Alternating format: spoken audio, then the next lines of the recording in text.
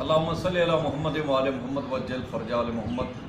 تمام سامعین و ناظرین السلام علیکم۔ بعد السلام، آج ہم آپ سے چند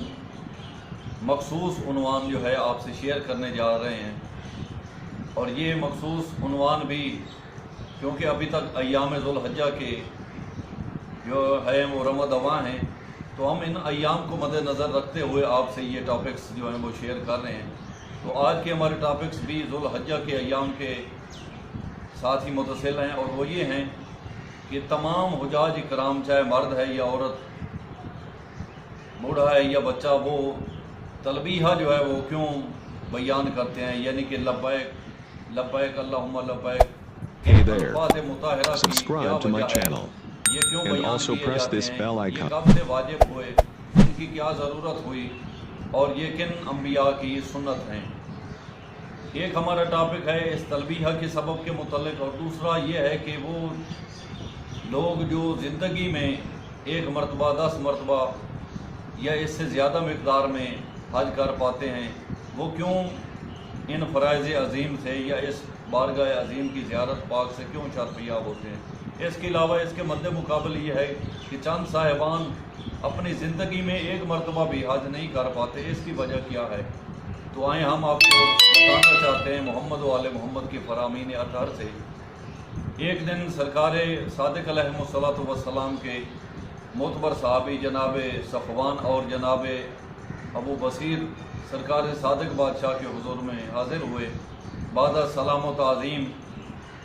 مولا سے اجازت طلب کی کہ مولا ہم آپ سے چند سوالات دریافت کرنا چاہتے ہیں۔ تو مولا سے انہوں نے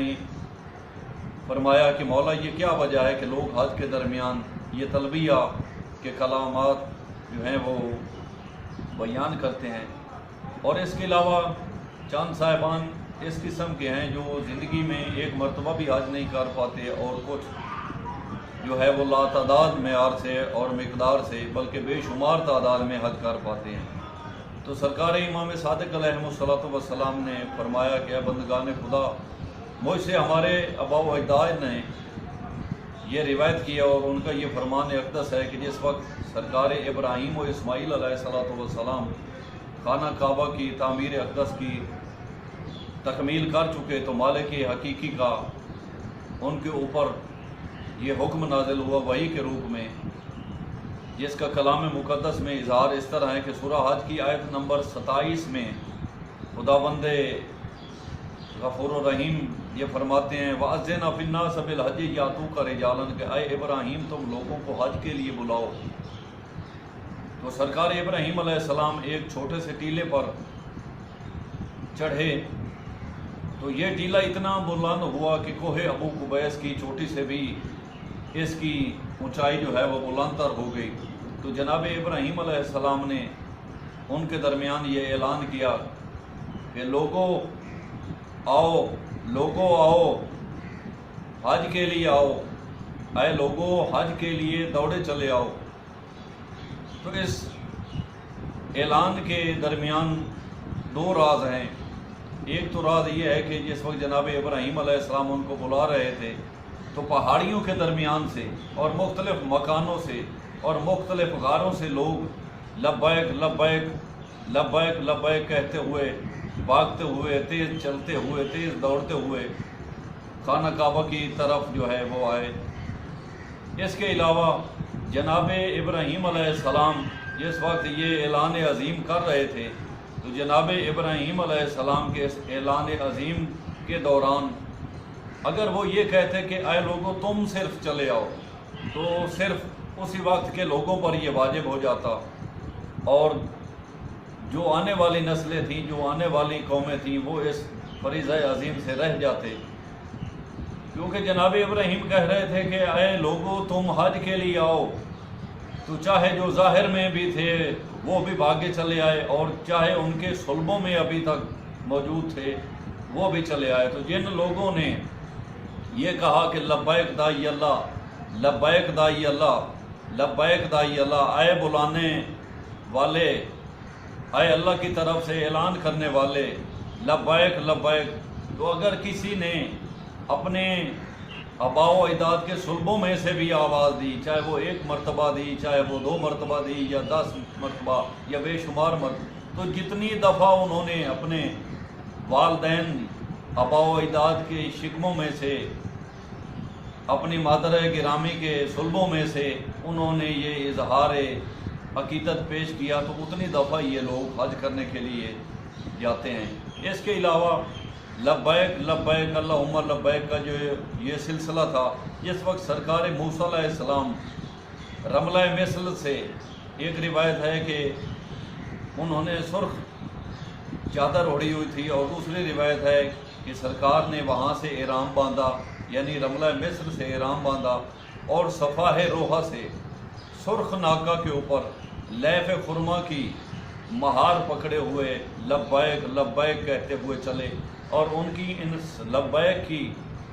इक्तदा में पहाड़ों में से ये आवाज़ें आ रही थी, यानी पहाड़ भी बोल रहे थे, उसमें रहने वाले लोग तो कुजा पहाड़ों से भी ये आवाज़ आने लगी। इसके अलावा जिस वक्त जनाब यूनुस बिन मता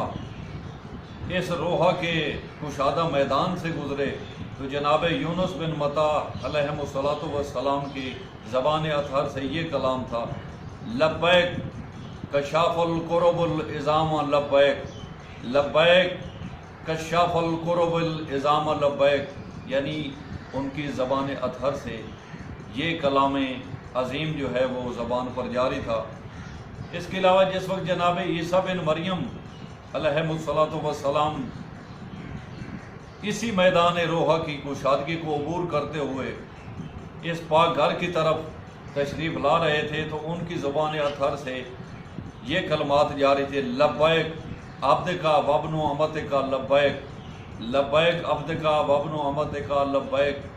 लब्बैक अब्दका वब्नु अमतिका लब्बैक। इसके अलावा जिस वक्त हमारे नबी कौनैन सैयदुल मुरसलीन शफ़ीउल मुज़नबीन सरकार मोहम्मद मुस्तफ़ा सल्लल्लाहु अलैहि वसल्लम सरकार पाक इस बारगाह अज़ीम के तरफ रवा थे हज पाक के लिए, तो सरकार की ज़बान अतहर से ये कलमात जारी थे, लब्बैक ज़िल मुआरिज लब्बैक, लब्बैक ज़िल मुआरिज लब्बैक, यानी ऐ बुलंदियों के मालिक, ऐ आला व अफजल, लब्बैक बंदा हाजिर है। तो ये थी वजूहात